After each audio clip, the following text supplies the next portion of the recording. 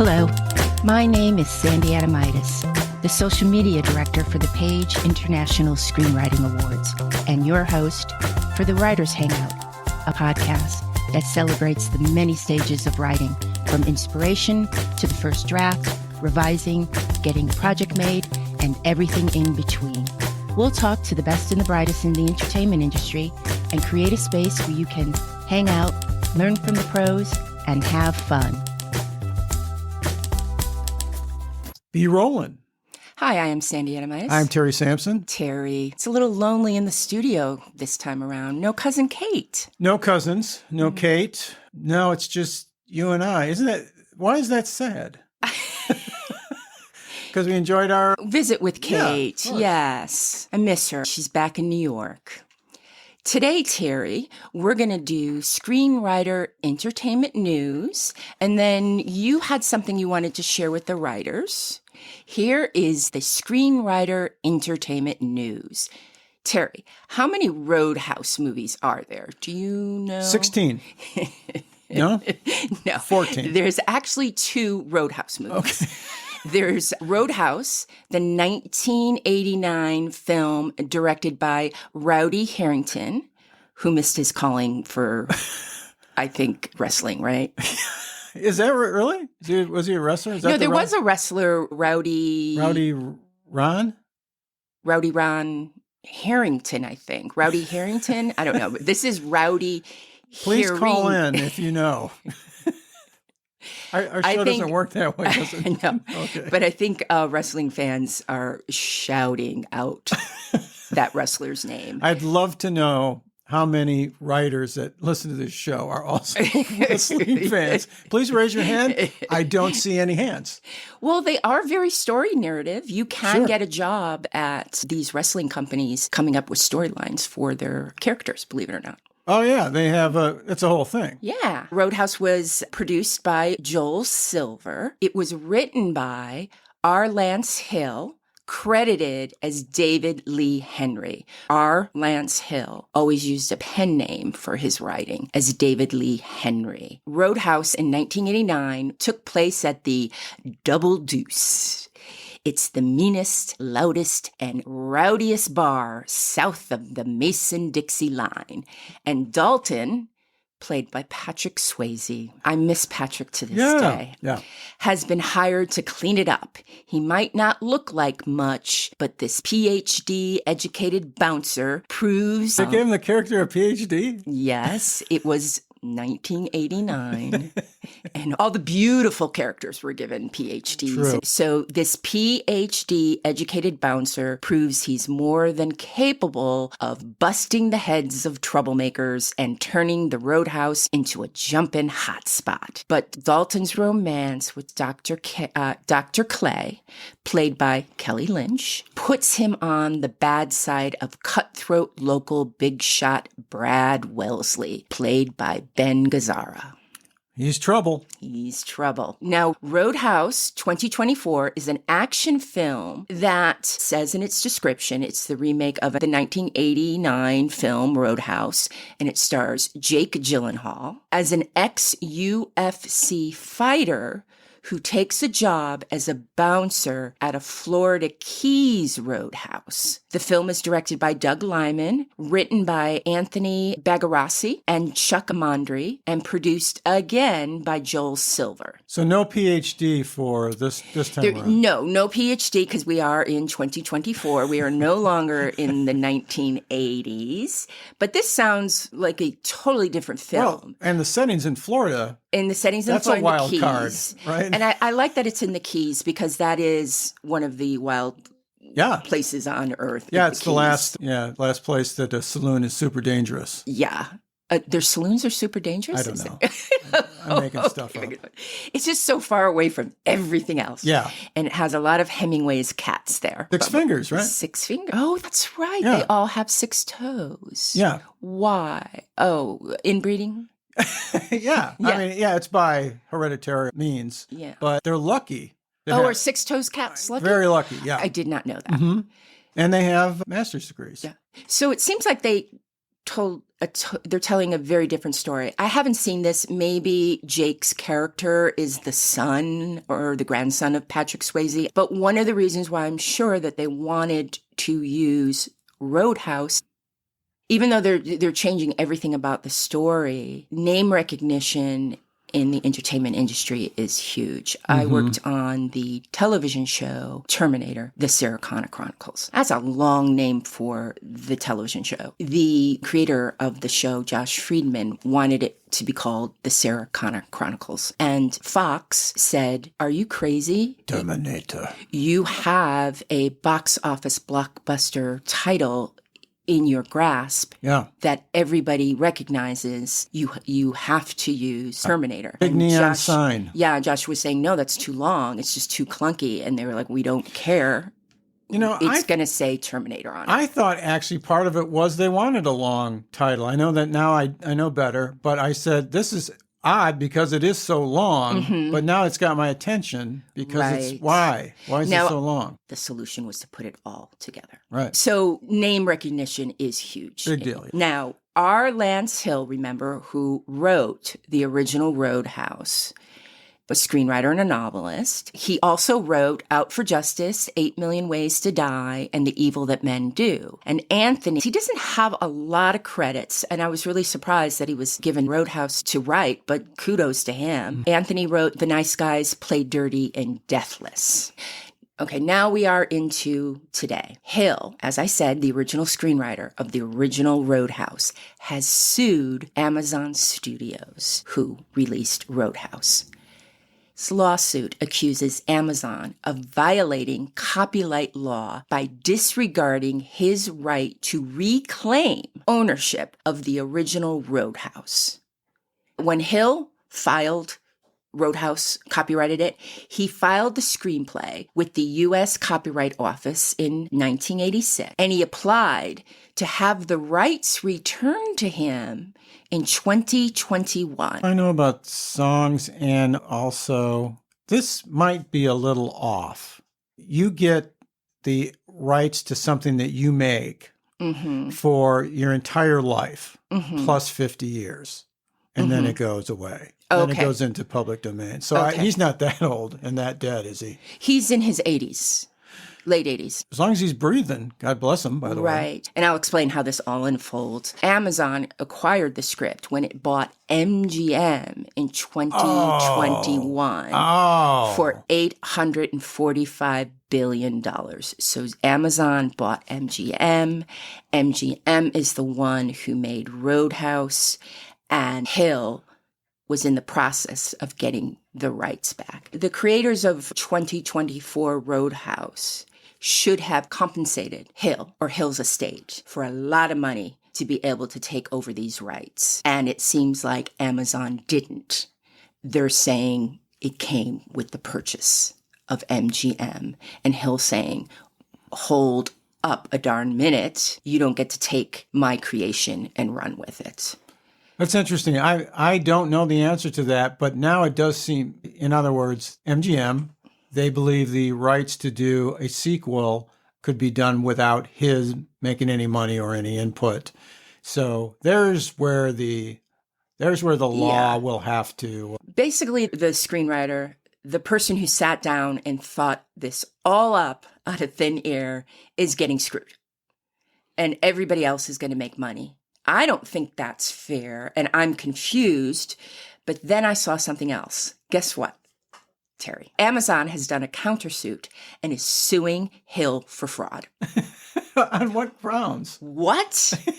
I'm like, my mind's blown. Give this man all the money he wants. Just give it to him. I don't care. The 31-page Amazon lawsuit argues that Hill's lawsuit is invalid in relatively simple terms based on the fact that the original deal in which Hill sold the script to MGM listed Roadhouse as a work-for-hire product. Whoa.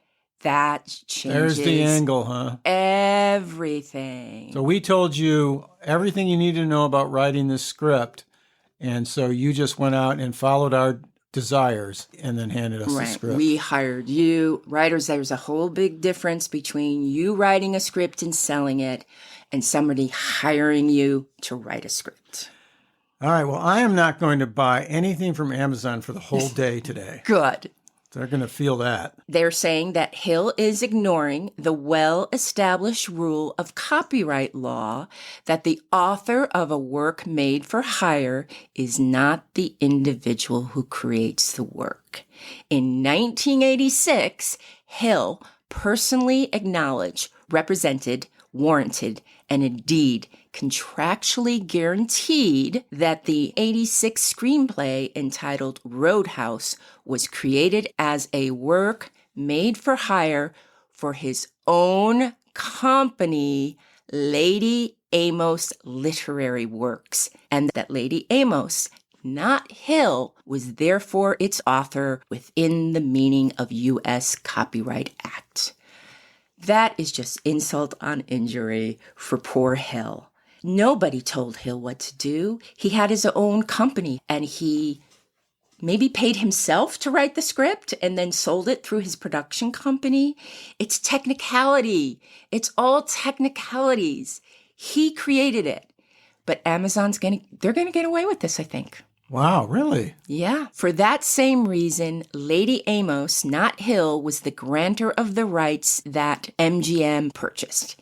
Hill cannot rewrite the history, they're saying, nearly 4 decades after the fact. His attempt to terminate that grant is invalid, and his copyright infringement claim is doomed to fail. That is going to be an interesting lawsuit to follow. I think that he deserves, just for the title alone, pay that man $250,000 just for the title alone. Never mind the characters and all that kind of stuff.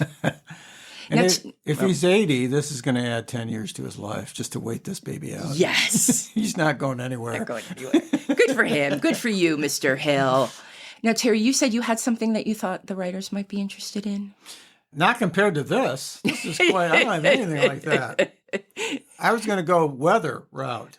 Oh, okay. It's hot here in Los Angeles. Unbearably hot, Terry. It also includes some humidity, which we don't do here. Oh, is that why I'm so miserable? It's like it's like 40%, which we're used to 0.5% humidity. Yeah. So I have some phrases. They'll never be better than my mom's phrase, though.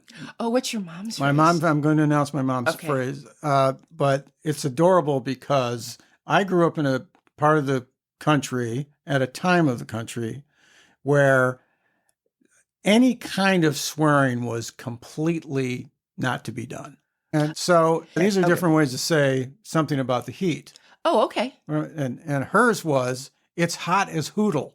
And hoodle meant hell, but she would never say hell. I love that. Hot as hoodle. I've never heard of that. Hot as hoodle. Oh, she's the only one that did that. Oh, hoodle was her word for hell? Yeah, that was it. Oh, I love it. Yeah. It's a scar that my sister and I have grown up with the rest of our lives. We do say it to one another, though, and laugh. She knows she's being remembered for that. But let's go on to the ones that actual groups of people use, not just one small family. Okay. And that would be hot as Hades, right? Yes. There's a clever way to say hell without saying hell. Hot as By the way, Hades. can we say hell on this podcast? Yes, we can. I think hell is clean. We get a clean rating. Uh-huh. Yeah, I think we can say hell. Oh, well, hell's bells then. H-E double hockey sticks. There you go. You said one. So hot as Hades. So this was created in Texas, which there's a lot of heat there. Number 2, and said, it's hot as blue blazes. Now, you know the blue part of a flame.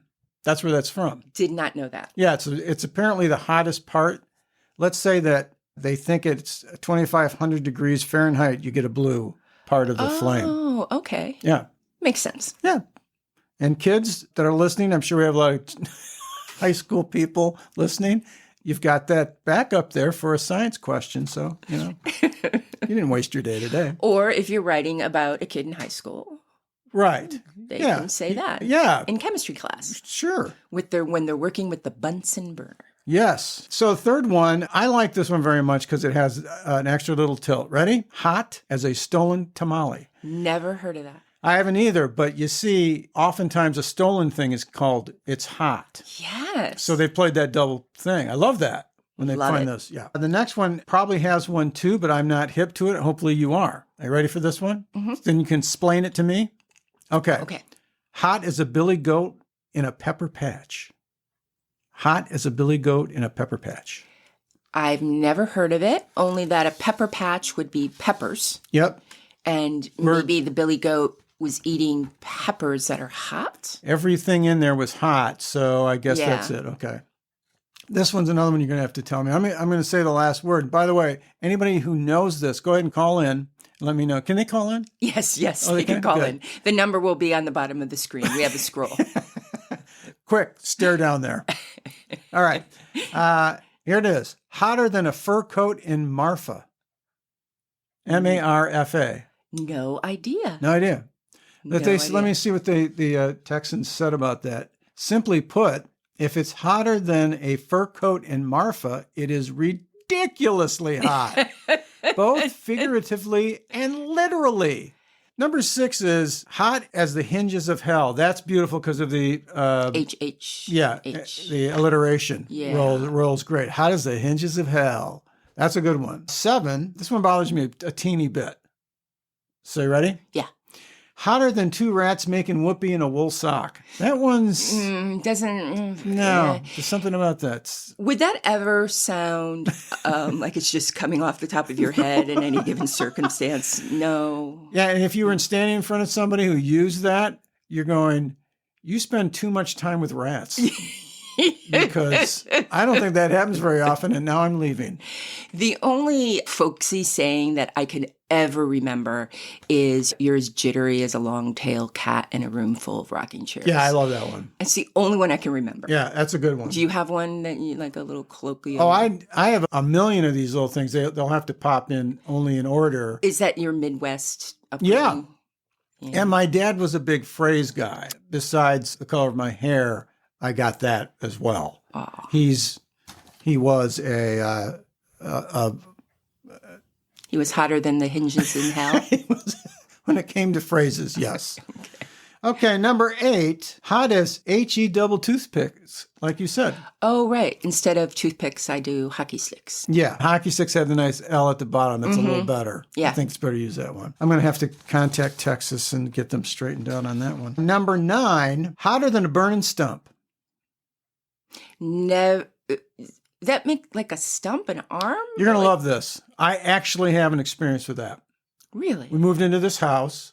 Somebody had cut down a tree in where the other tree is now, outside on the porch. Oh yeah, I know that tree. Yeah, that tree. So before that, it was just a stump, and so somebody told me it's a huge stump though. And they said, "This is how you do it." You It's a stump of a tree. Yes. Did you think it was a veteran of Vietnam or Yeah, something? I did. Oh, no. No, it's a tree stump.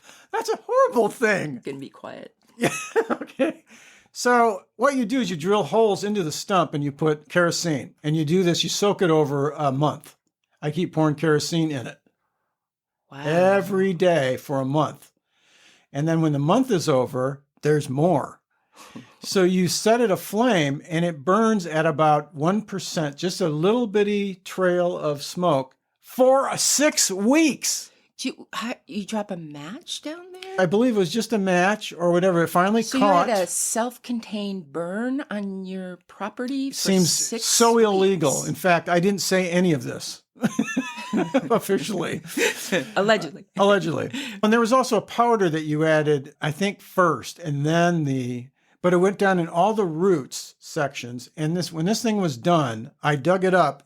Every root was burned to ash underground. Wow. Crazy. Wow. Yeah, and it worked great, and I didn't do it officially. Okay, right. Because it doesn't right. sound right. Right. Yeah. But anyway, it did work. And that's the burning stump part. Number 10, and I don't know how it's going to be more exciting than the stump part, but number 10 is, and I do like this phrase, how does all get out? Yes. It's just great. Yes, that is perfect. You come to the Writers Hangout to hear stories about screenwriters. You walk away knowing how to get rid of a tree stump. It's a beautiful thing because as a writer, you're going to have some off times. Maybe 6 weeks here, maybe 4 weeks there. Yep. Burn a stump. And that's a wrap for the Writers Hangout. Thanks so much for listening. If you enjoyed the show, please take a moment to leave us a review on Apple Podcasts. Your positive feedback will help us keep the show going so we can continue bringing you more future episodes. Remember, keep writing. The world needs your stories. The Writers Hangout is sponsored by the Page International Screenwriting Awards with executive producer Kristin Overn, producer Sandy Adomaitis, and myself, Terry Sampson. And our music is composed by Ethan Stoller.